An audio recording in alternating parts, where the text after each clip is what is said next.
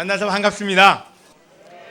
그럼 제가 설교하기 전에요, 저만 여러분을 반갑게 인사할 사람은 아닌 것 같아요. 분당도, 일산도, 서울도 가끔 모이는 것 같은데요, 여러분끼리 인사할 수 있는 시간을 좀 드릴게요. 한 1분 정도만 옆에 있는 분들을 뜨겁게 환영하고 웃게 만들고, 그 다음에 여러분 저를 집중해 주시기 바랍니다.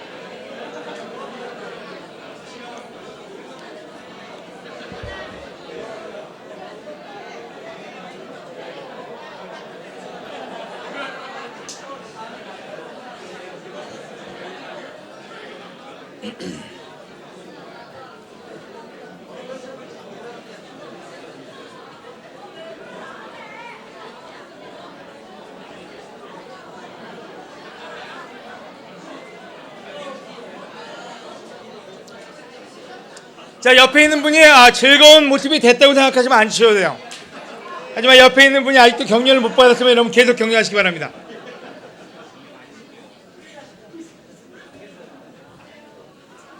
여러분 다시 한번 인사드립니다. 여러분 만나서 너무너무 반갑고요. 진짜로 이 자리에 있게끔 이렇게 초대해 주신 우리 서울교회, 또 분당 일산교회 우리 인도자님들께 너무 감사드리고요. 단지 우리 팀 리더십, 또 우리 김영진 목사님네 부부, 또 그 외에 많은 인도자들도 있지만 여러분의 환영과 여러분의 사랑이 저한테는 굉장히 큰 격려고, 또 이 시간 너무 특별한 시간이 되는 것 같아서 여러분 모두에게 다시 한번 감사를 드립니다. 아멘.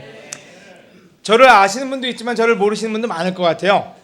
제 이름은 박재호고요.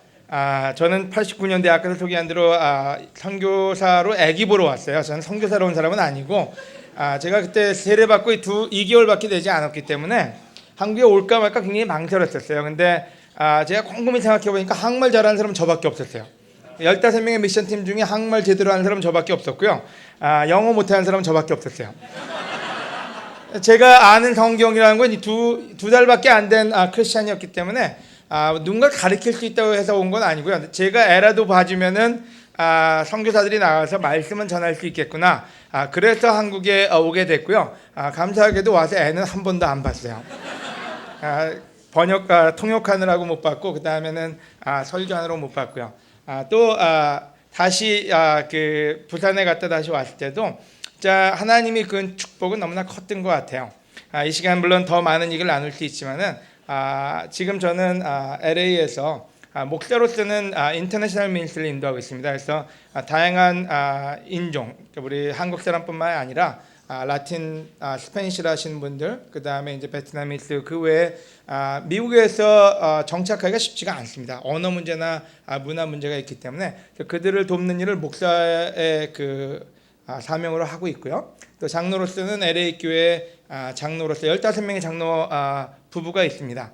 그 중에 한 명으로 LA 교회를 섬기고 있고요. 잠시 LA 교회 사진을 보여드릴게요. 사진이 어디로 갔나 보네요. 여기 있네요.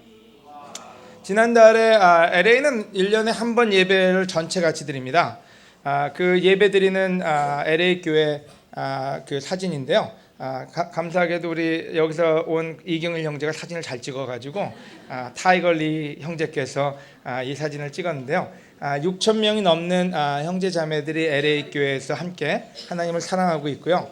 그 안에는 15명의 장로 커플, 그 다음에 한 명의 교사가 있습니다. 이번에 감사하게도 고든 또 테레사 포거슨 부부가 LA 특별히 저희 집에서 한 5분도 안 되는 거리에 이사를 오셨어요.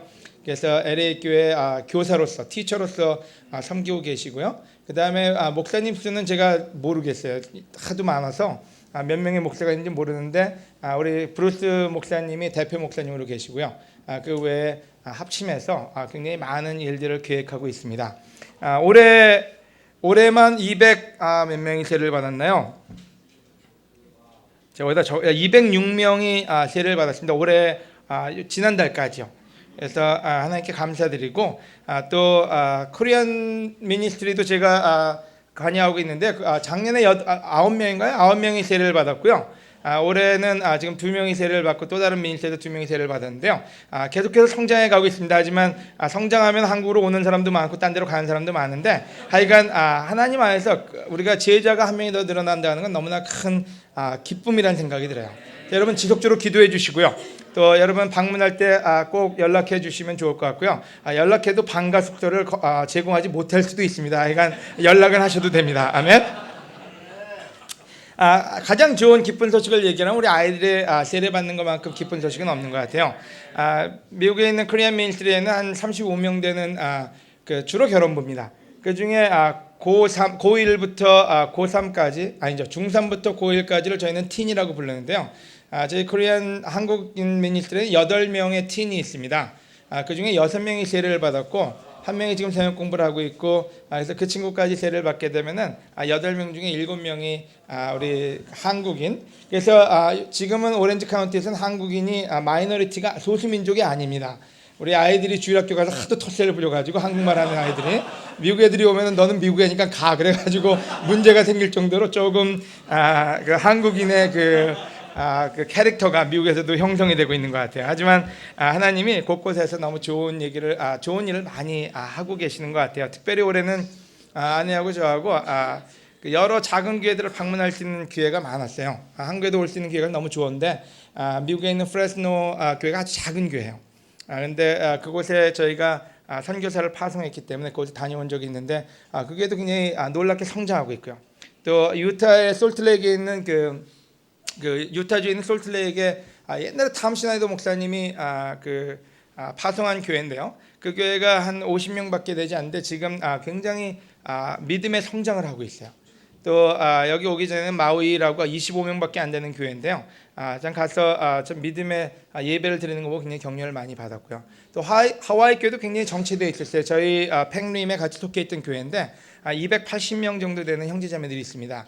이번에 앤토니하고 선 갤랭, 우리가 KN의 주로 MC 보던 그 부부가 이번에 그쪽으로 파송이 됐어요. 그래서 교회가 새롭게 다시 새로 도약하는 그런 그 모습도 볼 수가 있었고, 가장 마음속에 남는 그 여정이 있다면 부산교회였던 것 같아요. 참 부산교회가 참 성숙하게 우리 그 당시 처음에 미션팀 나갔던 사람들 다 불러서 감사패도 주고 밥도 먹여주고 서로가 모여서 화해할 수 있게끔 시간도 주고, 그래서 참 이성봉 형제한테 너무 감사했던 것 같아요. 참 이성봉 형제가 그거에서 참 힘들게 교회를 지키고, 또 이성봉 형제가 나눠준 말이 제 마음속에는 굉장히 큰 격려고 하나님이 주신 가장 축복이 아니었나 생각이 들어요. 이제껏 저희가 어떻게 해왔는지를 얘기하는 것뿐만 아니라 이제는 교회가 바뀔 때라고, 이제는 교회가 더 믿음으로 성장하고 더 나가서 진취적으로 미션을 해야 되겠다는 그 말을 들을 때 참 저와 저희 아내에게는 너무나 큰 그 선물을 받았던 그런 느낌이 들었던 것 같아요. 그래서 특별히 또 대국교회도 마찬가지로 우리 강동진 목사 또 그 외에 많은 형제들 만난 게 너무너무 큰 축복인데요. 오늘 이 시간 하나님이 또 다른 축복을 주시네요. 자, 하나님께 너무 감사드리고, 특별히 여기 앉아 계신 우리 어머님들 너무 감사드립니다. 참 볼 거 못 볼 거 다 보셨는데도 이렇게 꿋꿋하게 앉아 계셔서 너무 감사를 드립니다. 개인적으로 저와 제 아내가 그 50을 넘어갔네요. 아내는 넘어가고 저는 50에 걸려 있습니다. 근데 그때 제가 여기 왔을 때 우리 어머님들 미니스트리가 거의 50, 40 그 미니스트리였던 것 같은데 저희가 그 나이에 왔네요. 근데도 이렇게 그냥 젊게 이렇게 믿음으로 앉아 계신 어머님들이 얼마나 저희들한테는 큰 힘이고, 또 아버님도 마찬가지. 아버님도 뒤에 이렇게 밀려 앉아 계시는데 참 너무 감사합니다. 저희들을 지켜봐 주시고, 저희가 항상 많은 일이 있을 때도 어떤 때는 더 많이 아시고 더 많이 느끼시면서도 이렇게 인내하고 참아 주시고 기다려 주신 게 지금 서울교회의 큰 또한 우리 서울뿐만 아니라 우리 한국에 큰 기초가 되지 않을까 하는 생각이 들어요. 개인적으로 너무너무 반갑고 또 감사드리고, 또 이 자리에는 모든 인도자 여러분, 바이블 토리 인도하던 가정을 인도하는 여러분 감사합니다. 여러분이 수고가 헛되지 않을 거고요. 참으로 하나님이 어떤 일을 펴실지 여러분 기대하는 그러한 오늘 예배가 됐으면 좋겠어요. 여러분 모두에게 다시 한번 뜨거운 박수를 드리고 싶습니다. 감사합니다.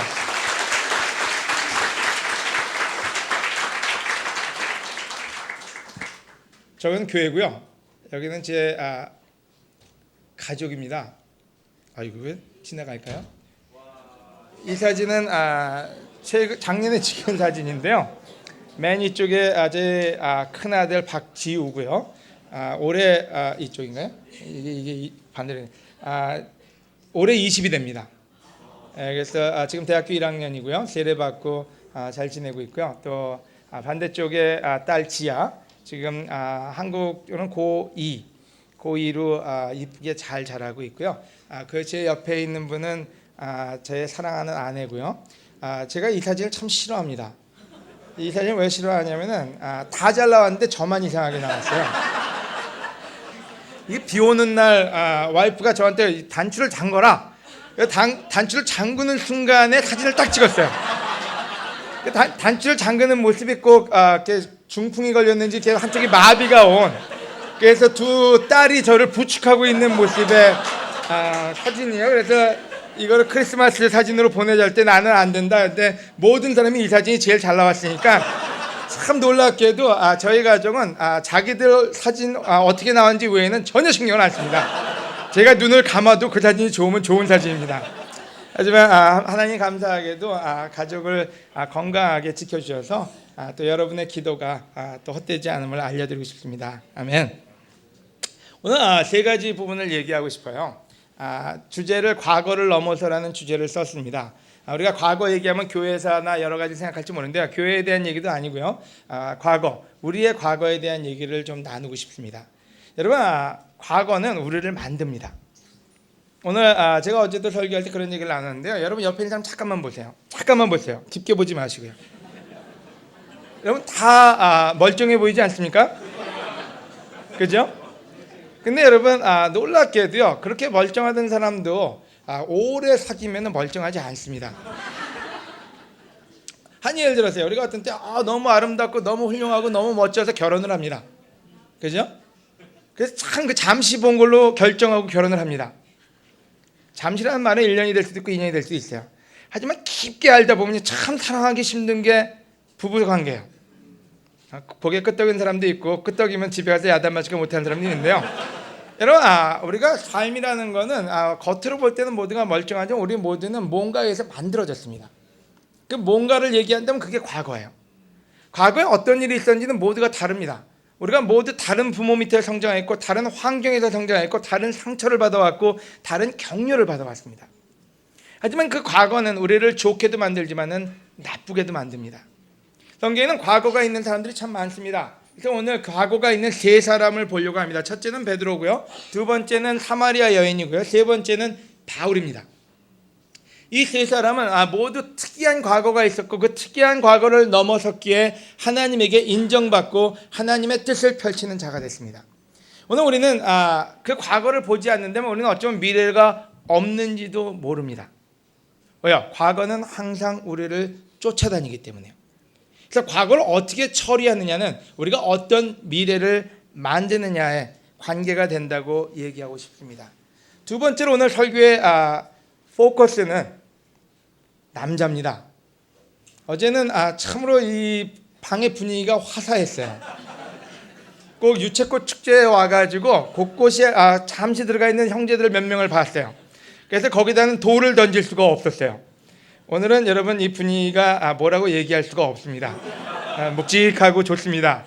하지만 여러분 지금 미국에서 크게 하고 있는 일 중에 하나가 뭔지 남자가 되자는 기독교적인 운동을 하고 있습니다.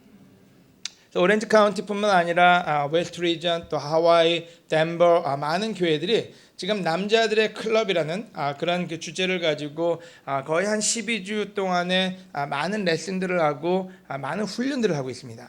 그 중에 이유 중에 하나는 지금 대표적인 교회들을 우리 교회뿐만이 아니라 전 세계에 있는 모든 교회 또 우리가 밖에 있는 많은 디노미네이셔널 교파들을 보게 되면은 아줌마들은 많아지고 남자들은 적어집니다.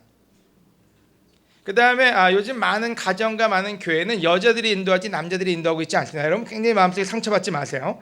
하지만 현실적으로 많은 일들은 남자가 남자의 역할을 많이 못하고 있습니다.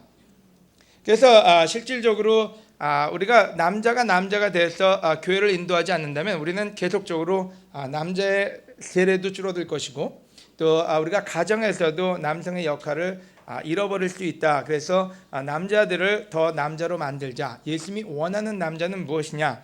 그거에 대해서 배우고 가르치고 또 훈련하고 있습니다. 근데 그걸 다 얘기할 수는 없을 것 같아요. 12주 동안 있을 수는 없으니까요. 그래서 오늘 제가 배운 거 몇 가지만을 나눔으로써 우리가 배워야 될 거, 우리가 배워내야 될 점에 대해서 같이 나누면 좋겠다. 그렇다고 해서 자매들한테 전혀 관계가 없느냐? 여러분 똑같은 얘기인데 남자들이 좀 더 필요하다는 얘기입니다. 아멘? 남자, 남성 대체 어떻게 정의 내릴 수 있을까요? 김영진 목사 같으면 남자다 이렇게 정의 내리면 될까요? 왜 웃고 그래요? 아니면 정도현 목사 같이 그 굵직한 목소리가 있으면 남자다. 오늘 정도현 형제한테 더 표가 나온 것 같아요. 여러분 대체 남성의 정의는 뭘까요? 남자다움이라는 말은 뭘까요? 여러분 어떤 사람이 정의 내기를 첫째, 남성은 수동적인 자세를 거부한다. 능동적이어야 된다. 두 번째, 책임과 의무를 받아들인다. 세 번째, 용기 있게 인도한다. 네 번째, 영혼을 위해서 투자한다. 오늘 여러분이 남자라면 이 네 가지 부분에 대해서 다시 한번 생각해 보면 좋을 것 같아요. 내가 수동적인 사람인가 아니면 능동적인 사람인가? 내가 내 삶에 있는 책임과 의무를 받아들이고 있나 아니면 그것을 포기하고 있는지. 세 번째로 용기 있게 인도하고 있는지, 영혼을 위해서 투자하고 있는지요. 그래서 오늘 세 가지 포인트는 첫 번째, 미래를 위해서 뒤를 돌아보라. 세 번째, 인생은 배우는 것이다. 세 번째, 목표를 향해서 달려랍니다. 그래서 첫 번째 포인트는 미래를 위해서 돌아보라. 미래를 위해서 돌아보라. 요한복음 21장 같이 보시겠습니다.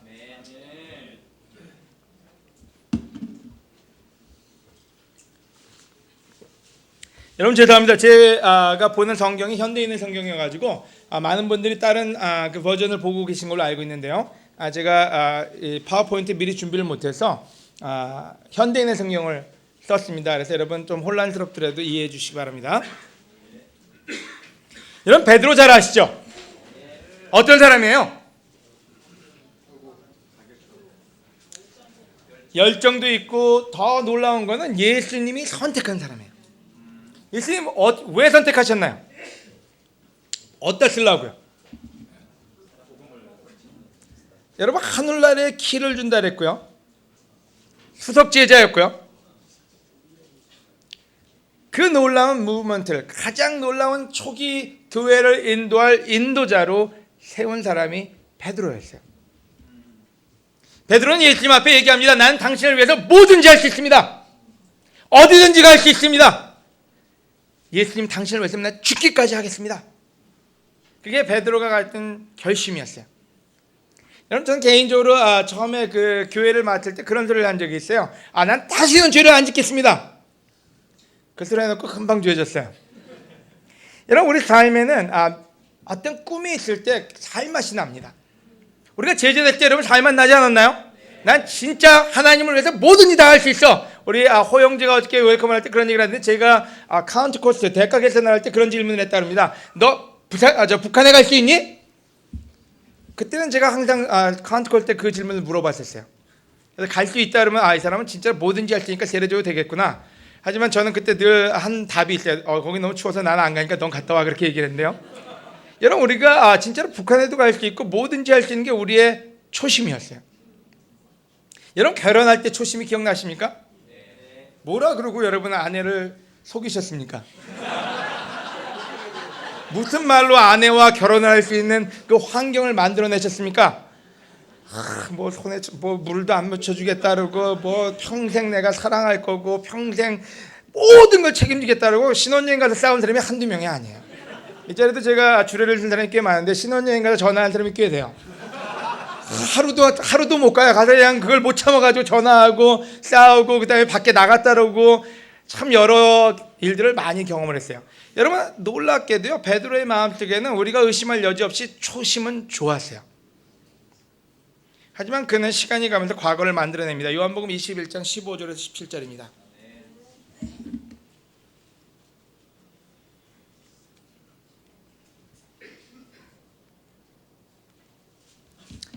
식사가 끝난 후 예수님이 부활하시고 난 다음입니다. 식사가 끝난 후 예수님은 시몬 베드로에게 요한의 아들 시몬아, 네가 이 사람보다 나를 더 사랑하느냐 하고 물으셨다. 베드로가 그렇습니다. 주님, 내가 주님을 사랑하는 것을 주님이 아십니다 하고 대답하자 여러분 너무나 파워풀했어요. 물어보자마자 주님이 아십니다.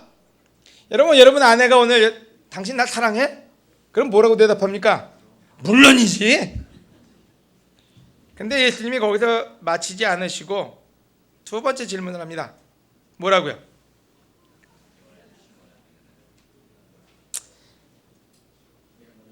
예수님은 두 번째로 베드로에게 요한의 아들 시몬아, 내가 나를 사랑하느냐 하고 물으셨다.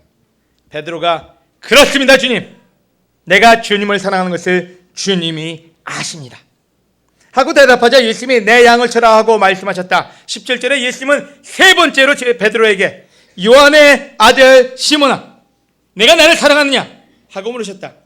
베드로는 예수님이 세 번이나 물으심으로 슬픈 표정을 지으면서 이때는 기쁘지 않고 자신감도 없어요. 뭔가 캥기는 게 있는지 슬퍼졌고 왜 예수님이 자꾸 물어보는지 힘들었어요. 근데 그 대답은 좀 틀립니다.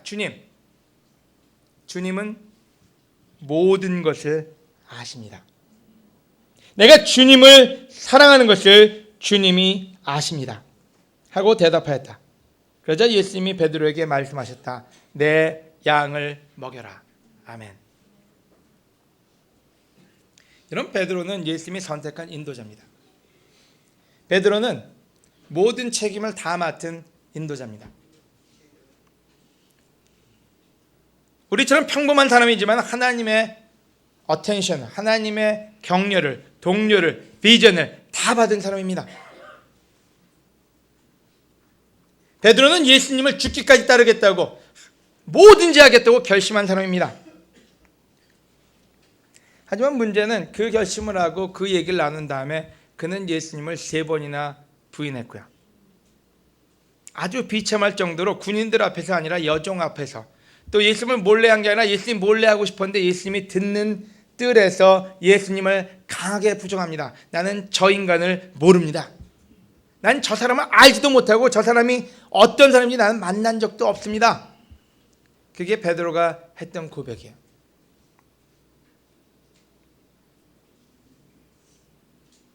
근데 놀랍게도 예수님이 다시 나타나셨어요. 돌아가셔서 없어졌으면 좋은데 없어진 게 아니라 예수님이 다시 나타나셨어요. 베드로는 기뻤어요. 그래서 배에서 나와서 예수님을 맞이하고 예수님과 같이 밥을 먹습니다. 식사를 나눕니다.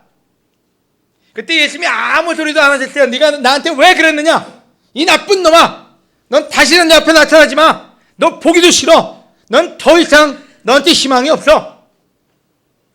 이게 정상인이에요. 그죠? 여러분 생각해 보세요. 여러분이 가장 비참한 상황에 있는데 누군가 여러분 옆에 있는 사람이 여러분을 부정하고 비난한다면 만나고 싶습니까? 근데 예수님이 아무것도 기억나지 않는 것처럼 식사를 나눴어요. 온화하게. 그때 베드로의 마음은 어땠을까요? 야, 넘어갔나 보다. 예수님이 치매가 오셨는지 다 까먹으셨나 보다. 예수님이 그냥 없는 일을 해주시나 보다. 그래서 그냥 지나가고 싶었어요. 베드로는 아무 말도 안 했어요. 예수님한테 잘못했습니다, 제가 미안합니다, 이런 소리도 안 하고 그냥 넘어가려고 했어요. 근데 예수님이 참 놀랍게도요, 식사 다 마치신 다음에, 체할까봐 다 마치신 다음에 물어봅니다. 네가 나를 사랑하느냐며.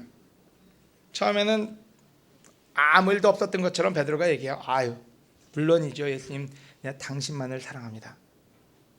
그때 예수님이 두 번째 질문을 물어봅니다. 베드로야, 네가 진짜 나를 사랑하느냐?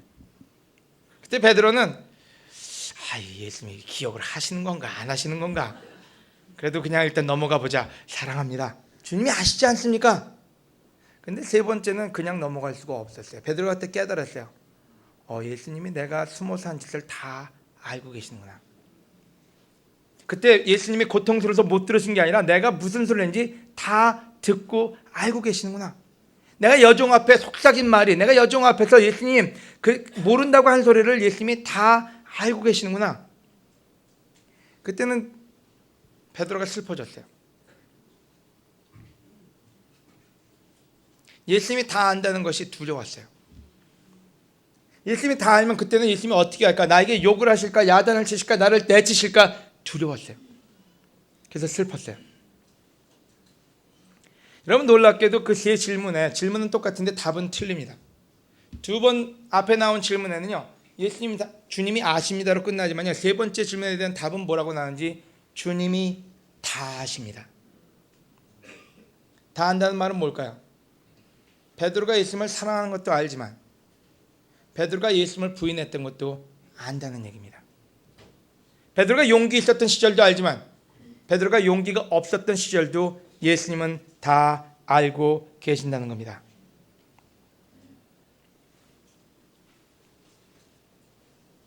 저는 예수님이 좋습니다. 예수님을 믿는 게 너무나 좋습니다. 24년 된 크리스천의 삶을 살아오면서 시간이 가면 갈수록 참 우리 주님 같은 분이 없으세요. 우리 하나님 같은 분이 없으세요. 저는 옛날에 제가 잘나서 하나님이 저를 선택한 줄 알았어요. 그래, 내가 남들보단 좀 착했지. 내가 남들보단 좀 뭔가 좀 얼굴도 까마니까 좀 뭔가 특이한 게 있었겠지. 하나님 뭔가 제가 특이해서 아니면 뭔가 제가 잘해서 남들보단 좀 착해서 선택한 줄 알았어요. 그래서 남들 앞에도 하나님 앞에도 좋은 모습만 보려고 노력을 했어요. 잘하는 모습, 내가 능력 있는 모습, 좀 그런 것이 나를 사람들에서 선택받게 하는 게 아닌가.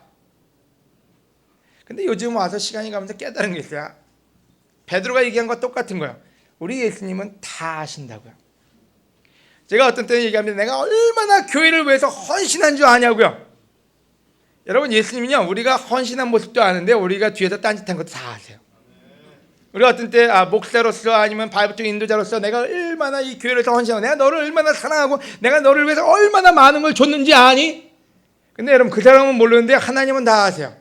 그 도와주다가 얼마나 짜증난 적도 있는지요. 도와주다가 얼마나 뒤에서 욕한 적도 있는지요. 뒤에 가서 얼마나 남 얘기를 많이 했는지도 우리 주님은 다 아신다는 거예요. 그러면 대체 왜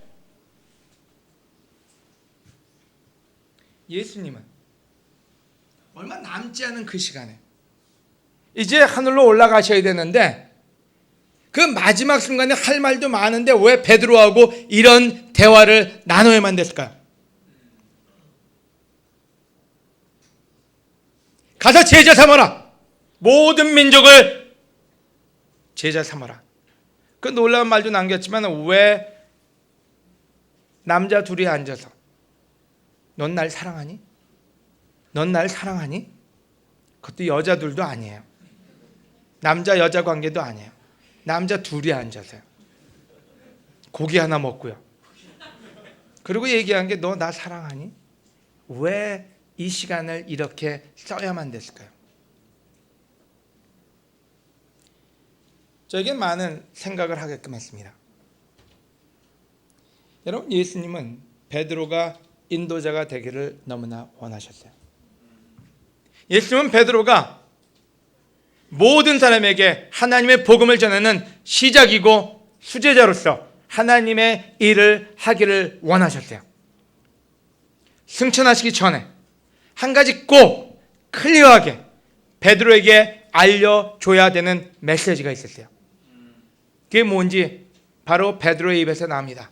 주님은 다 아십니다. 내 과거를 다 아십니다. 내가 보여드린 것뿐만 아니라 내가 당신 앞에 고백한 것뿐만 아니라 내가 숨어서 한 나의 마음속의 두려움까지도 내 마음의 죄까지도 나의 어두움까지도 다 알고 계십니다. 여러분, 베드로가 만약에 이 시간이 없었다면요, 만약에 베드로가 이 시간이 없이 그냥 예수님 가시고 인도자로서의 역할을 했다면요, 어떤 일이 벌어졌을까요? 여러분, 지금 많은 사람들이 나라가 정권이 바뀌면은 장관 임명을 합니다. 그때 어떤 많은 사람이 추천을 받습니다. 이 사람은 너무나 놀라운 사람이고 지혜가 많고 이 사람은 능력 있는 사람이니까 이 사람을 장관으로 올려주십시오. 올리면 주로 무슨 일이 일어나죠? 그 다음에 뒤를 캡니다.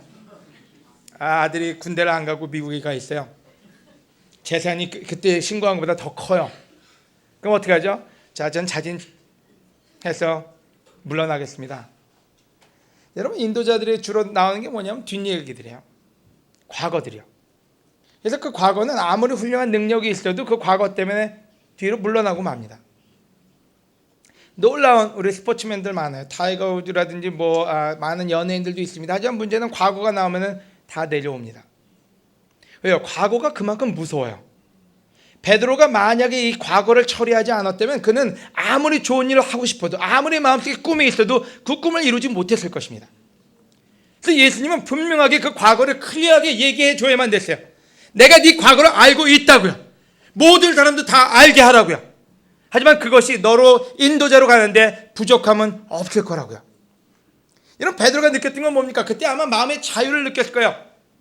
와, 예수님이 나를 모르고 쓰신 게 아니구나. 내가 진짜로 놀라워서 쓰신 게 아니라 나의 죄도, 나의 두려움도, 나의 거짓도, 나의 하나님에 대한 모욕까지도 다 알고 계시면서 나를 사랑하시는구나. 그보다 더 놀라운 자유로움은 없다고 저는 믿습니다. 그걸 다 아는데도 나에게 인도자가 되라고, 그걸 다 알면서도 나에게 이 초기 교회를, 초대교회를 맡기셨구나. 여러분, 그때 그는 더 이상 뒤에서 잡을 게 없었어요. 바로 예수님은 그 이유 때문에 그 중요한 시간에 베드로하고 앉아서 그 세 가지 질문을 물어보고 답을 알려줘야만 됐습니다. 오늘 형제 자매 여러분께 묻습니다. 여러분의 과거는 어떻습니까? 여러분, 오늘 좋은 남편이 되고 싶어도 좋은 남편이 되기에는 뭔가 여러분을 잡고 있지는 않습니까? 여러분, 좋은 인도자가 되고 싶어도 여러분이 그냥 넘어가고 싶은 부분 때문에 언젠가는 그 마음에 좌절이 오지 않습니까? 오늘 첫 번째 포인트는 굉장히 클리어합니다. 여러분, 미래를 가기 위해서 과거를 돌아보시기를 권해드립니다. 아멘. 여러분, 과거를 본다는 건 여러분 세상에 있으면 여러분 누구도 그 과거를 알면 여러분을 사랑하지 않을지 모릅니다. 제가 어제 물어본 질문 중에 여러분 결혼할 때 불안하지 않았냐고 물어봤어요. 자매들한테요. 왜요? 결혼하고 첫날 밤 여러분의 생얼을 보는 남편은 어떤 느낌이 들지에 대해서 불안한 적이 있느냐고요. 형제 여러분 불안하지 않았습니까? 결혼할 때요? 결혼해서 나의 모든 걸 보여주면 아내가 그래도 나를 사랑할까? 여러분, 사랑이라는 게 뭡니까? 시간이 가면서 우리가 약점, 단점을 다 알고도 서로가 사랑할 때 그때 진정한 사랑과 자유와 가정이 존재합니다. 아멘? 여러분, 진정한 크리스천의 삶이 뭔지 아세요? 여러분, 하나님이 나의 모든 것을 다 아시면서도 나를 사랑하시고 나에게 기대하신다는 걸 알면 알수록 하나님의 은혜가 무엇인지 알게 됩니다. 아멘? 하지만 숨긴다면요? 여러분, 숨기는 삶만큼 어려운 삶은 없어요. 남편이 외도라고 집에 와서 숨기고 사는 삶은요, 절대로 편안한 삶을 만들 수가 없어요. 난 다시는 안 할 거야. 여러분, 다시는 안 해도 여러분 마음속의 과거는 여러분을 잡아 당깁니다. 여러분, 크리스천 삶에도 마찬가지예요. 여러분 삶에 자해행위가 있든 아니면 외도가 있든 아니면 나가서 술을 먹고 담배를 피고 아니면 직장생활 한다고 여러 가지 타협을 했든지요. 여러분, 그 과거를 하나님 앞에 내놓지 않는다면 여러분에게 자유는 없습니다. 여러분이 미래로 하나님께 내가 많은 걸 드리고 싶어도 드릴 수가 없습니다. 왜요? 누군가는 여러분의 발목을 잡기 때문에요. 사탄이 여러분의 발목을 잡기 때문에요. 여러분, 오늘 하나님의 은혜 속에 사시기를 권해드립니다. 여러분, 쉬운 설교는 아니에요. 하지만 제가 해봤는데 너무 좋아요. 저의 모든 것을 모두에게 알려줬을 때 그래도 사랑받을 수 있으면 그보다 큰 자유는 없습니다. 제가 LA 갔을 때 우리 그때는 장로님이었고 지금 목사님인데요. 케빈 메인 또 목사님 많은 분들이 있을 때 그들이 저에게 약점도 알고 단점도 알고 제가 뭐에 원망하고 뭐에 힘들어하는지 다 알고도 저를 사랑해주고 기대해주는데요. 와, 나 같으면은 다시 안 볼 사람을 사랑해주더라고요. 제가 케빈 목사하고 또 브루스 장로님한테 감사한 게 있어요. 제가 영어 얼마나 못하는지 그분들이 클리어하게 아세요. 오렌지 카운티는요, 굉장히 그 백인들과 또 미국적인 사고가 아주 굉장히 강한 동네예요. 미국에서도요. 또 그곳에는 지나간 인도자들이 너무 많아요. 탐 브라운부터 시작해서 유명한 목사님들은 다 지나가서 손으로 꼽을 수가 없어요. 그래서 거기 가가지고 저는 목사도 아니고 저는 그냥 바이블톡 멤버로 들어갔어요. 그래서 바이블톡 인도하고 그 시간을 보내면서 장로의 역할을 해달랄 때 이 사람이 정신이 나갔나, 나같이 언어도 잘 안 되고 미국인도 아니고 하는 일도 없는데 왜 나한테 그거를 맡기려고 하나. 이 사람이 진짜 나를 몰라서 그러나. 내가 다 얘기해 줘야지. 내가 어떤 인간인지를 알면 그렇게 안 믿을 거야. 근데 여러분, 자유라는 건 뭔지요? 내가 어떤 인간이 다 알고도 저를 믿어주는 사람일 때 자유예요. 제가 제 아내에게 사랑하는 거냐, 제가 어떤 인간인지 잘 알아요. 여러분보다 훨씬 잘 알아요. 제가 얼마나 게으르고 얼마나 어떤 땐 교만하고 얼마나 아내에게 상처를 주는데 아내가 다 알면서도 저를 사랑하고 믿어주기 때문에 참으로 은혜로운 아내라고 저는 생각을 해요. 하지만 가장 큰 은혜는요, 하나님이에요. 저는 제가 이 자리에 서 있는 것만도 은혜라고 생각합니다. 제가 하나님의 말씀을 계속 전할 수 있는 것도 은혜예요. 왜요? 저를 다 알고도 받아주셨기 때문에요.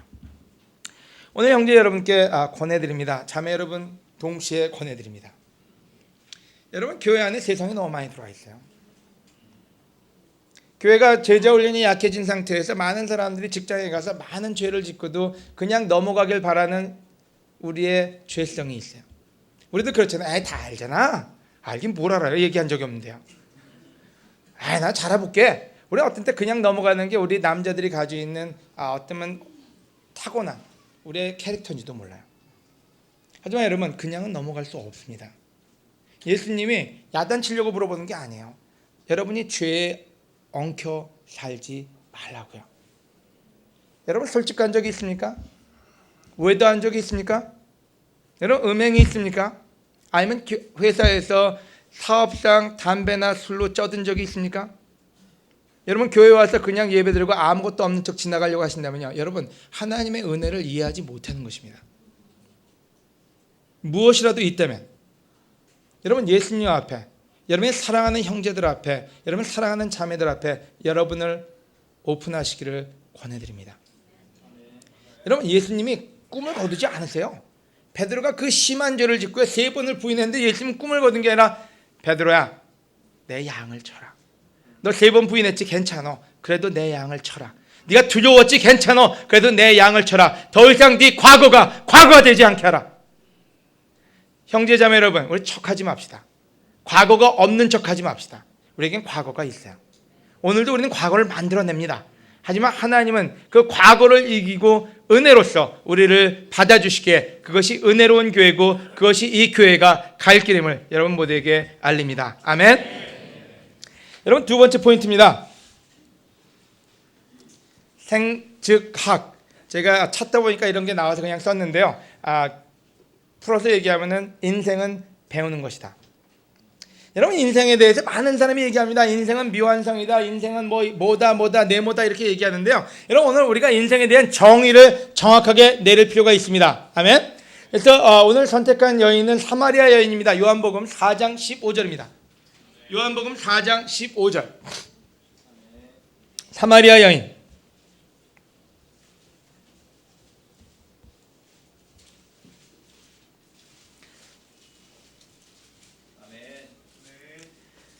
여러분이 아는 사마리아 여인은 예수님과 별로 상종을 안 하는 민족입니다. 왜냐하면 옛날에 북이스라엘과 남이스라엘 갈라졌을 때요, 다윗의 혈통들 중에 두 지파는 이스라엘을 유대 민족을 형성을 했고요. 그 다음에 북이스라엘의 10지파가 갔습니다.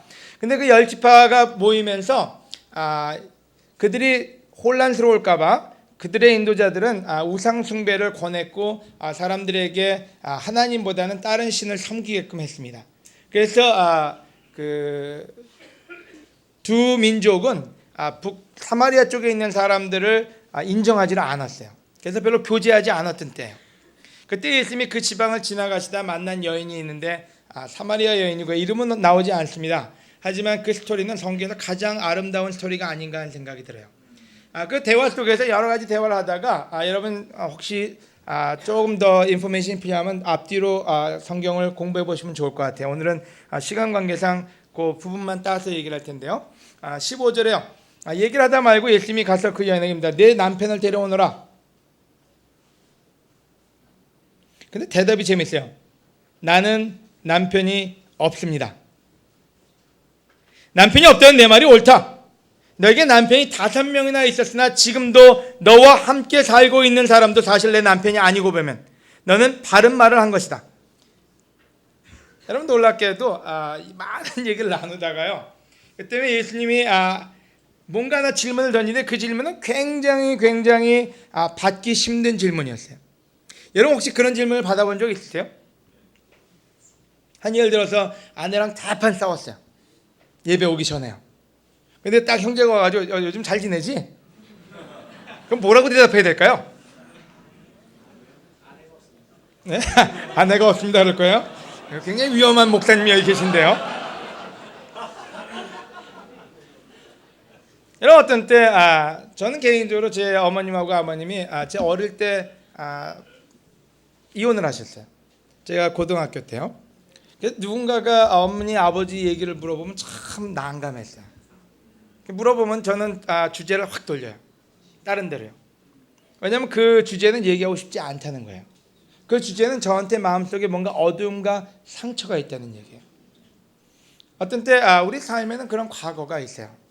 여러분 과거는 우리를 만들어요. 오늘 여러분의 성격이 왜 여러분의 지금에 있는 성격이냐 물어본다면 여러분 과거가 있기 때문이에요. 여러분 자매 여러분 형제 여러분 만약에 여러분 남편이 아내가 이상하면요 그 이상한 데는 이유가 있으면 알면 좋을 것 같아요. 이 여인한테는 이 여인의 성격이 만들어지기 위해서는 과거가 있기 때문이었어요. 굉장히 겉도는 얘기를 예수님하고 계속했어요. 그때 예수님이 겉도는 얘기를 종지부짓기 위해서 던진 말이 뭔지 내 남편을 데려오라고요. 그때 여인이 얘기해요. 나는 남편이 없습니다. 여러분은 뭐라고 얘기할까요? 내 남편이 왼수입니다. 없는 편이 낫습니다. 여러 가지 표현을 할 수가 있어요. 하지만 놀랍게도 29절에요. 이런 표현을 씁니다. 신이 났어요.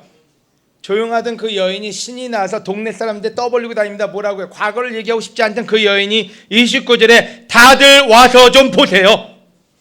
나의 과거를 죄다 말해준 사람이 있어요. 이분이 그리스도가 아닐까요? 하지만 삶은 여러분 생각하세요. 과거를 숨기던 여인이 동네방네 가면서 여기 내 과거를 얘기해 준 사람이 있어요. 내 과거가 있는 여인이에요. 나 자유 얻은 내가 여기 있습니다. 여러분 이 여인도 과거가 있었는데 그 과거가 이 여인을 굉장히 암울하게 만들었어요. 이 여인으로 하여금 남들이 물 들어오지 않는 시간에 와서 물을 뜨게끔 만들었어요. 이 여인으로 하여금 5명의 남편에 대한 기억을 하고 싶지 않은데 그 기억을 하게끔 만든 분이 누군지 예수님이에요. 오늘 여러분 이 여인에게서 뭐를 보십니까? 한 가지 질문을 던져볼게요. 이 여인에서 여러분 어떤 캐릭터, 어떤 성격을 보십니까? 어떤 여인이었던 것 같아요?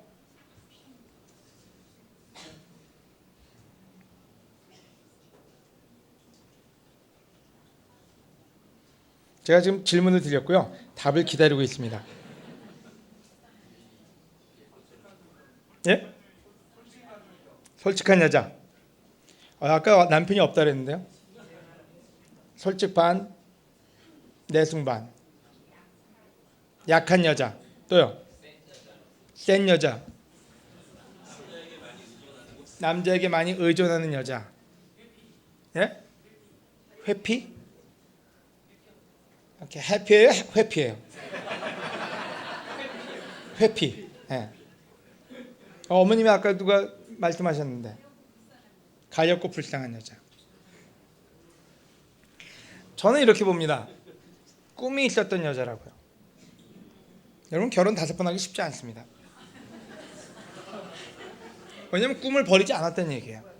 희망을 버리지 않았다는 얘기예요. 굉장히 자기의 희망과 꿈을 위해서 열심히 부단히 노력했던 여인이 아닌가 하는 생각이 들어요.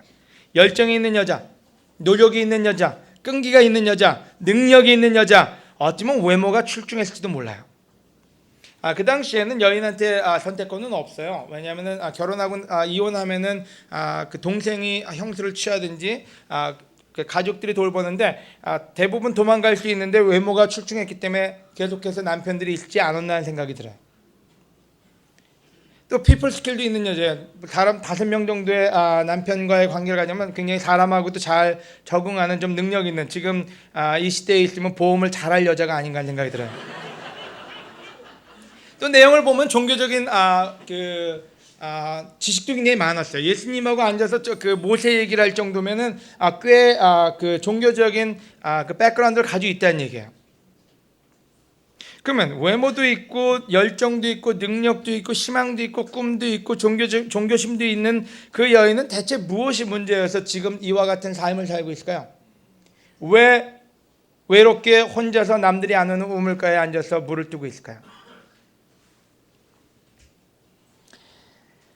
여러분, 저는 이 여인에게서 참 많은 것을 보고 배웁니다.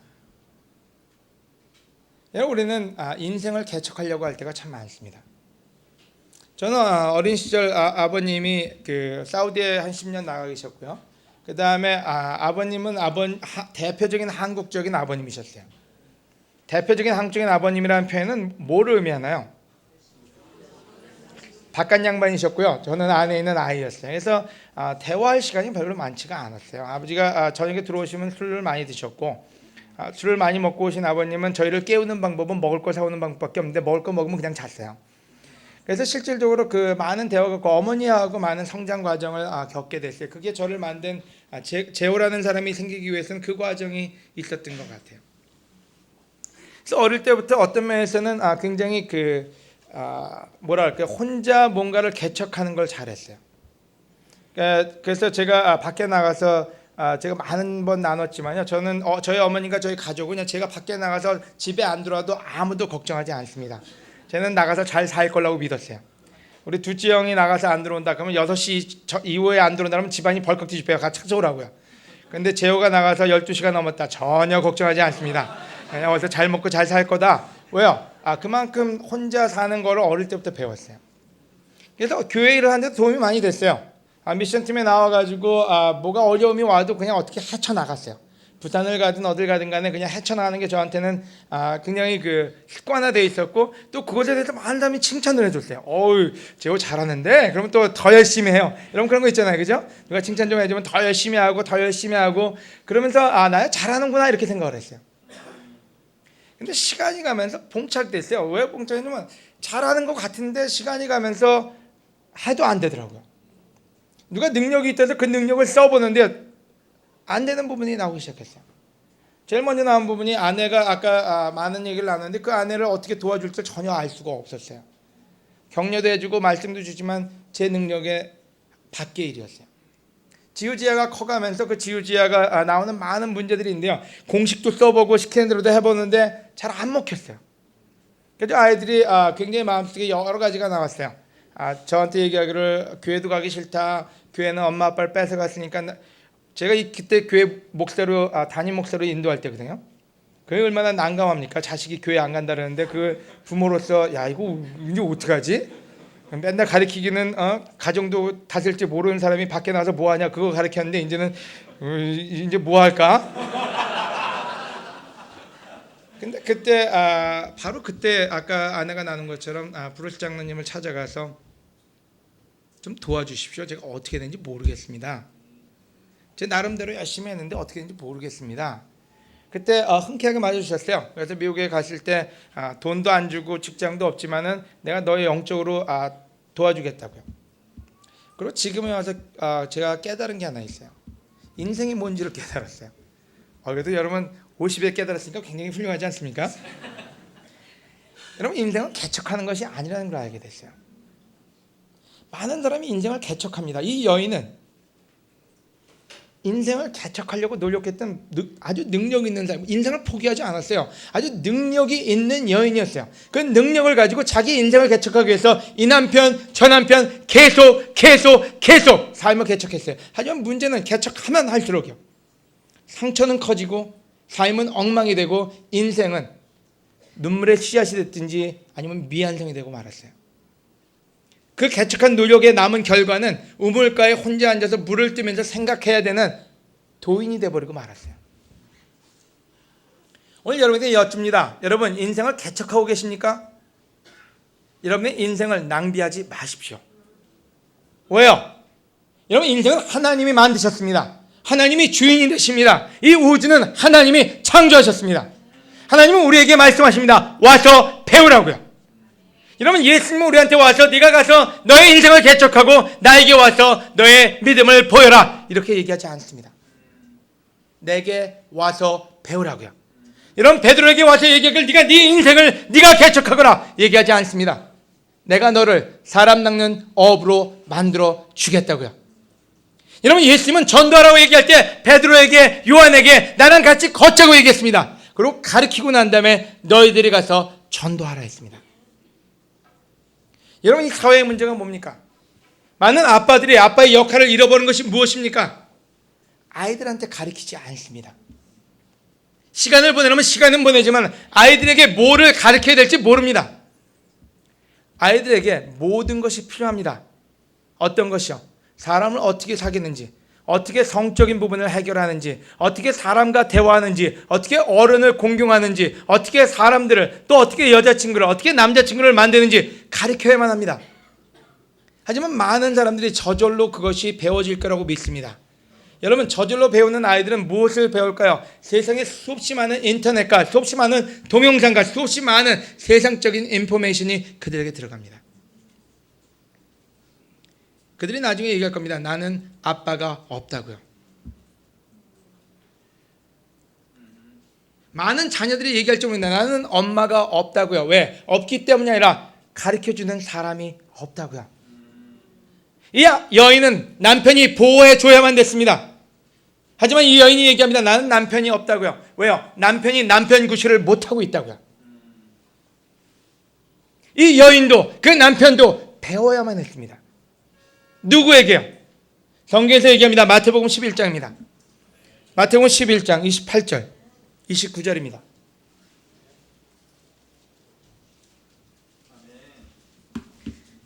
버스에도 써있고 식당에도 써있고 우리 집에도 써있습니다. 우리 모두에게 성경 없어도 기억하는 구절이고 믿음이 없어도 기억하는 구절입니다.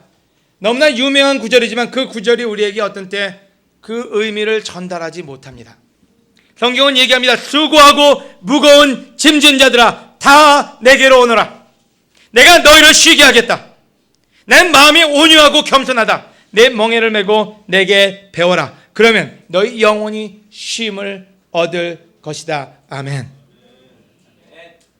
여러분 이 여인은 수고했어요. 왜 수고했냐면요. 지쳤어요. 왜 지쳤냐면요. 삶을 인생을 인조이하려다가 인조이할 수 없어서 지쳤어요. 남편과 잘 살아보려다가 그것이 제대로 되지를 않았어요. 그래서 이제는 희망도 없어지려고 하는 그 순간에 예수님이 와서 말씀하십니다. 제발 더 이상 혼자 개척하려고 하지 말라고요. 내게 와서 배우라고요. 나한테 와서 배우고 너의 영혼이 쉼을 얻으라고요. 나는 마음이 온유하고 겸손하다고요. 내 멍에를 메고 내게 배워라. 그러면 내 영혼이 쉼을 얻을 것이다. 아멘. 저한테 있어서 가장 큰 축복은 이 구절을 이해할 수 있는 게 가장 큰 축복이라는 생각이 들어요. 제가 큰 실수를 했습니다. 교회를 인도할 때 영 크리스찬들은 굉장히 디테일한 세례받은 지 얼마 안 된 사람들한테는 매주 만나서 모든 걸 가르쳐 줘야 된다고 믿었어요. 또 많은 인도자들한테 그렇게 하라고 권했고요. 하지만 오래된 크리스찬들은 오래됐기 때문에 그냥 잘 교제만 하면 된다고요. 하지만 지금은 와서 깨닫는 게 있어요. 오래된 사람이 더 많이 배워야 합니다. 왜요? 문제가 더 많아요. 여러분 누가 화를 잘 내나요? 오래된 사람들이 화를 잘 냅니다. 누가 화를 잘 내나요? 신혼부부보다 오래된 부부들이 화를 더 잘 냅니다. 왜요? 풀어야 될 문제가 너무 많아요. 여러분 나이 40, 50에 가까우신 분들의 가장 많은 문제는 그때 많은 사람이 자살도 많이 하고요. 우울증도 많이 걸리고요. 그 다음에 삶에 대한 인생에 대한 얘기도 참 많이 합니다. 왜요? 그 당시가 어떤 냐면 아이들은 커갔는데요. 어릴 때는 이쁘고요. 그냥 뭐 초코파이 하나만 줘도 기뻐요. 하지만 지금은 초코파이 가지고 안 통해요. 요즘은 아이들이 왼수예요. 뭐 대화도 안 되고 어떤 때 무시하기 시작하면요. 부모가 자식한테 무시당하면 그 마음은 어디로 가겠습니까? 근데 어떻게 될지 몰라요. 아내요? 기쁘지 않아요. 아이들이 안 기쁘면 아내는 절대로 안 기쁩니다. 신기할 정도로 굉장히 연결돼 있어요. 그러면 와이프 안 기쁘고 애들 안 기쁘고요. 그 다음에 부모님 지금 연세 들어가지고 모셔야 되는데 돈이 있느니 없느니 병원으로 모셔야 되느니 양쪽에서 몰려오는 그 스트레스는 여러분 어떻게 할 겁니까? 근데 문제는요, 가장 많이 배워야 될 시간에 가장 많이 안 배우려고 한다는 게 문제예요. 내 문제는 내가 해결해야 돼. 그러면 시간이 가면서 제가 느낀 게 있어요. 와, 영 크리스천트가 좋았다. 장로로 섬기면서 제가 배운 거는요, 제가 똑똑하지 않다는 걸 절실하게 느꼈어요. 그래서 똑똑하지 않음을 이용하는 방법을 배웠어요. 여러분께 전수해 드릴게요. 장로 역할을 하다 보면 저는 그 교회 안에서 문제가 생기면요, 어려운 문제는 장로들한테 전혀 오지 않습니다. 절대로 오지 않습니다. 한 예를 들어서 좀 문제가 생기면 바울교인들이 알아서 해결해요. 근데 그보다 더 큰 문제가 생기면 목사들이 알아서 해결을 해요. 그러면 목사들이 해결이 안 되면 어디로 갈까요? 그때 떠넘기는 게 장로들이 아주 떠넘기기 참 쉬워요. 그러면 장로들은 무슨 머릿속에 뭐가 들어가 있습니까? 어떻게 그거 남들 해결 못하는 문제 어떻게 해결합니까? 목사들도 해결 안 하는 문제를 어떻게 해결을 해요? 근데 그것도 언어도 약간 제가 어떻게 해결을 합니까? 그래서 제가 하나 배운 거는 제가 똑똑해질 필요가 없고요, 배워야 된다는 거예요. 그래서 15명이 되는 장로들한테 늘 이메일을 보내든지 물어봅니다. 또 그 장로들은 나이가 많으신 분이에요. 알베드 장로님도 그 중에 한 명이고요. 그 다음에 존 메들은 아주 30년, 50년, 결혼한 지 50년이 넘는 분들이 꽤 돼요. 그분들도 모르면 어떻게 하는지 사우스웨스트 장로들이 한 35명 됩니다. 그래서 이메일을 전부 다 보냅니다. 우리가 이런 케이스가 있는데 어떻게 도와줘야 되냐고요. 어느 때보다도 가장 많이 배워야 될 때가 나이가 들어가면서 더 많이 배워야 됨을 압니다. 나이가 든 사람을 어떻게 도와줘야 되는지요. 지금 10년, 20년, 30년 된 그런 사람들을 어떻게 도와줘야 되는지요. 아이들이 어떻게 성장하는 그 과정을 어떻게 도와줘야 되는지요. 여러분, 인생을 개척하려는 사람은 망칩니다. 인생을 개척하는 여인은 바로 이 성경에 나와 있는 사마리아 여인처럼 5번씩 결혼하고도 희망을 찾지 못하고 지금 남편도 남편이 아니라는 고백밖에 나오지 않습니다. 여러분, 두 번째 포인트는 굉장히 간단한 포인트입니다. 인생은 개척하는 것이 아니라 배우는 것이라고요. 여러분, 아이들한테 네가 한번 알아서 해봐, 여러분 절대로 그러지 마세요. 아이들한테 알아서 해봐가 아니라 여러분 가르치고 그들에게 기대하시기 바랍니다. 아멘. 가르치지도 않고 네가 왜 이 짓을 했다고 야단친다면 아이들한테 페어하지 않습니다. 또 여러분, 가르치지 않고 애들이 나한테 혈압 올라가게 한다면 여러분 그것도 페어하지 않습니다. 아이들에게 가르치는 부모가 되시고요, 여러분 제자들에게 가르치는 형제와 자매가 되시고요, 여러분 배운다는 말은 종교심을 배우는 게 아니라 인생을 배우는 것입니다. 여러분, 교회가 하는 것은 교회를 가르치는 것이 아니라 성경을 통해서 인생을 가르치는 곳입니다. 아멘.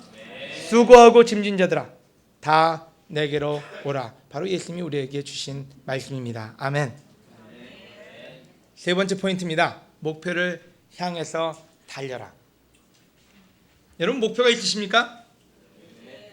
아니면 접으셨습니까? 아니면 그냥 잘 먹고 잘 사는 게 목표십니까? 여러분, 우리에게 목표가 있습니다. 하지만 그 목표는 과거를 정리할 때 이룰 수 있습니다. 빌립보서 보시기 전에요, 디모데 전서를 보시겠습니다. 1장 15절.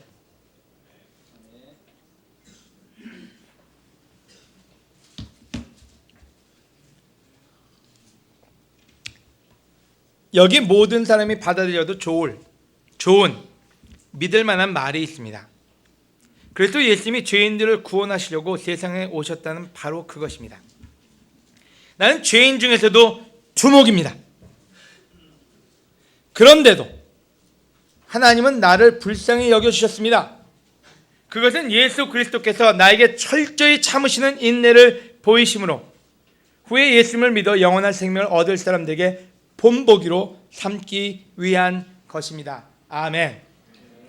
여러분, 바울의 고백이 참 재밌어요. 뭐라고 얘기하는지요, 여기 모든 사람이 받아들여도 좋을 믿을 만한 말이 있대요. 그리고 얘기하길요, 그리스도께서 오신 이유가요, 죄인들을 위해서 오셨대요.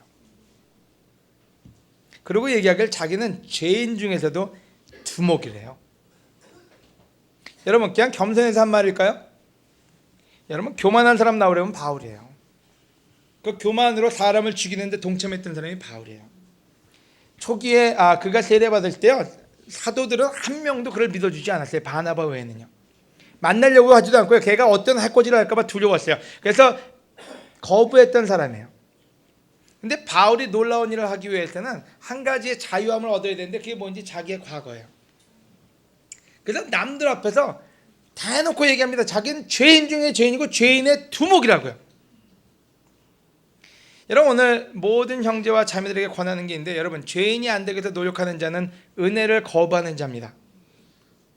여러분, 오늘 여러분의 삶에 어떤 죄가 있든지 다시 한번 부탁드립니다. 여러분, 형제들 자매들 앞에 내놓으시기를 권해드려요. 왜? 하나님은 목표가 있으시기 때문에 여러분이 계속 그 일을 하시길 원하십니다. 이 뒤에 있는 구절에 보면요, 모든 사람에게 본보이가 되기 위해서요. 그래서 바울이 선택됐다고요. 저는 개인적으로 제 죄가 익스포즈 되는 거에서 감사합니다. 왜요? 사람들에게 자신 있게 얘기할 수 있어요. 지금 많은 장로의 역할을 하면서 제가 깨닫는 게 있는데요, 제 과거의 나쁜 일들이 저한테 얼마나 유익인지를 알게 돼요. 제가 어쨌든 모든 과거는 저한테 축복입니다. 왜요? 제가 미국에 처음에 갈 땐 돈이 없어가지고요, 두 아이를 데리고 가서 생활을 유지하기 위해서 어떤 때 100불을 벌기 위해서 10만 원을 벌기 위해서 한 100km, 200km를 그냥 왔다 갔다 한 적도 한두 번이 아니었던 것 같아요. 근데 그 시간 동안에 제가 믿음을 지키면서 살았던 그 과정은요, 지금 저에게는 굉장한 유익입니다. 많은 사람이 경제적으로 어려울 때 그들한테 어떻게 이겨내는지를 나눕니다.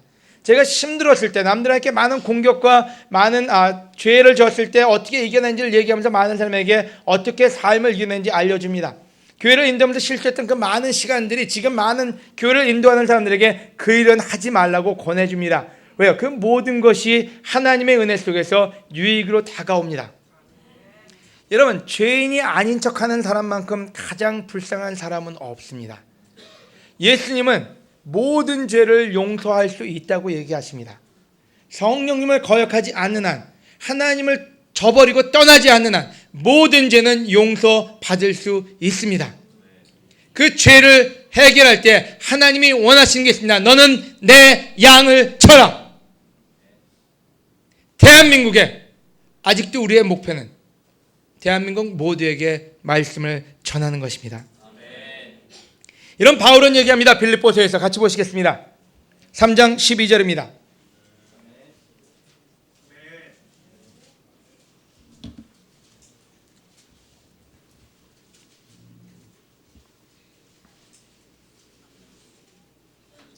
과거가 있는 빌립은 이런 말을 합니다. 빌립보서 3장 12절입니다. 내가 이 모든 것을 이미 얻었다는 것도 아니며 완전해졌다는 것도 아닙니다. 다만 그리스도 예수님이 나를 위해 마련하실 상을 받으려고 계속 달려가고 있습니다. 형제 여러분, 나는 그것을 이미 얻었다고 생각하지 않습니다. 그러나 똑같은 구절입니다. 그러나 한 가지 일만은 분명히 하고 있습니다. 즉 뒤에 있는 것은 잊어버리고 앞에 있는 것을 잡으려고 그리스도 예수님 안에서 하나님이 위해서 나를 부르신 부름의 상을 얻으려고 목표를 향해 달려가고 있습니다. 그러면 믿음이 성숙한 사람들은 모두 이와 같은 생각으로 살아야 합니다. 만일 여러분이 나와 다른 생각을 가지고 있다면 하나님은 그것도 분명하게 바로 가르쳐 주실 것입니다. 우리가 어느 정도의 수준에 도달했든지 지금까지에 따른 법칙에 따라 계속 살도록 합시다. 아멘. 저에게 희망이 있고 꿈이 있습니다. 대한민국 교회가 처음 89년도에 6월 25일 날 첫 예배를 드렸습니다. 89년 6월 25일 첫 예배를 드리기 전에 모든 미션팀 15명이 비행기에 내려서 마포 가든 호텔에서 숙식을 같이 했습니다. 집이 없는 사람들도 집이 있는 사람도 다 일주일 동안을 같이 시간을 보냈습니다. 그때 와인잔에 와인을 따고 그 와인을 돌리면서 성찬을 했습니다. 그 성찬은 지금도 제 눈에, 제 마음에 또렷하게 남아 있습니다. 서로를 위해서 헌신하고 대한민국이 복음화될 때까지 싸우자고요. 어떤 사람은 얘기합니다. 박지호 목사가 한국을 떠났다고요. 여러분, 저는 한국은 떠났지만 한국 미션은 떠나지 않았습니다. 미국에 가서 제일 먼저 시작한 것이 한국 미니스트리입니다. 이곳에 있는 많은 목사님들이 교회를 인도할 때 제가 한 가지 배워야 되겠다는 생각을 한 게 있습니다. 누군가는 장로의 역할도 배워야 된다고요. 장로가 되고 싶지는 않았지만 장로의 역할은 알아야만 됐습니다. 미국에 나갈 때 많은 사람들이 미국에 나오고 지금 많은 사람들이 미국에 나올 때 그들이 거주할 데가 없습니다. 왜요? 언어와 문화적인 갭으로 교회에 머무를 데가 없다는 걸 봤을 때 하나의 결심을 했습니다. 미국에서 배우고 미국에 나온 해외 동포 200만을 위해서 미션을 시작하겠다고요. 또 한 가지 제 마음에 결심한 게 있습니다. 제가 배우고 느끼는 것을 어떻게든지 한국 교회에 연결시켜주고 보내주고 싶다고요. 여러분, 저는 제 꿈을 접지 않을 생각입니다.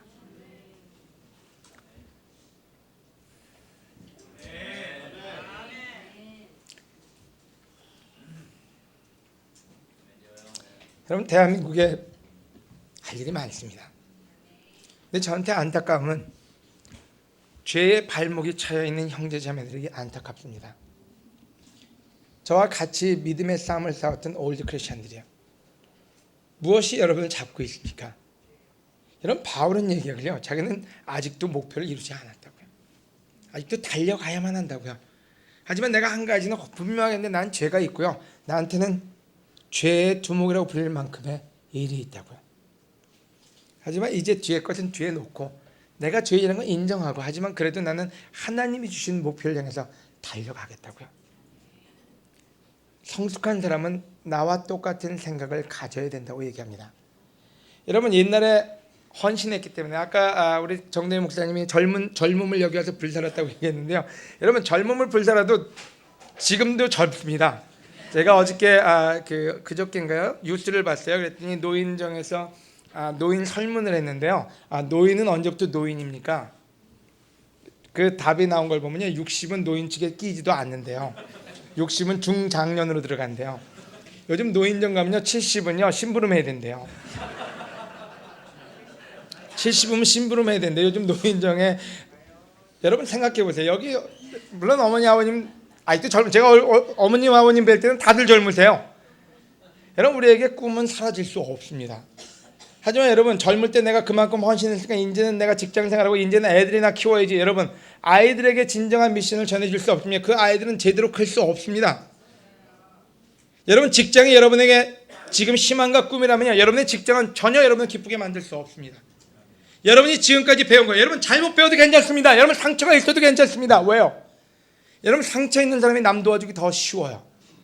여러분, 어떤 때 수석으로 합격한 사람한테 가서 물어봅니다. 어떻게 공부하셨냐요? 아유, 수업 시간에 수업만 잘 들었어요. 참 힘든 소리를 합니다. 여러분, 누가 희망과 꿈이 되는 줄 아세요? 난 옛날에 검정고시 봤는데요, 공부 지질이 못하다가요 많은 도움을 받아서 내가 이제는 이 일을 하게 됐습니다. 그게 진짜 인스피레이션이에요. 아멘. 여러분, 죄인이 더 하나님께 쓰임을 받습니다. 죄를 회개할 때요. 여러분, 죄를 회개하고 우리 다시 원대한 꿈을 가집시다. 여러분, 이 방이 꽉 차 있는 거 하나님께 감사하고 찬양합니다. 하지만 여러분, 수천 명, 수만 명이 모인 교회가 한두 교회가 아닙니다. 여러분, 건물 곳곳에 가는 거죠. 분당에도 좋은 건물이 있고, 부산에도 좋은 건물이 있고, 다들 건물이 전부 좋은데 제 마음속에 조금 여운이 남습니다. 여러분, 2,000명, 3,000명, 10,000명이 넘는 하나님을 같이 찬양하는 사람들이 모이는 곳이 진정한 꿈이 있는 교회입니다. 그 일을 지금 영 제너레이션한테 맡기겠습니까? 지금 세례 주면서 우리 아이들 시영이나 우리 아이들한테 그걸 맡겨야 되겠습니까? 여러분, 우리는 뭐 하고요? 우리는 뒷방에 가서 지켜볼 겁니까?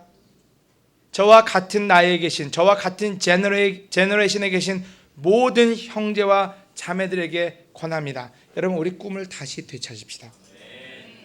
대한민국을 복음화하겠다는 꿈이요.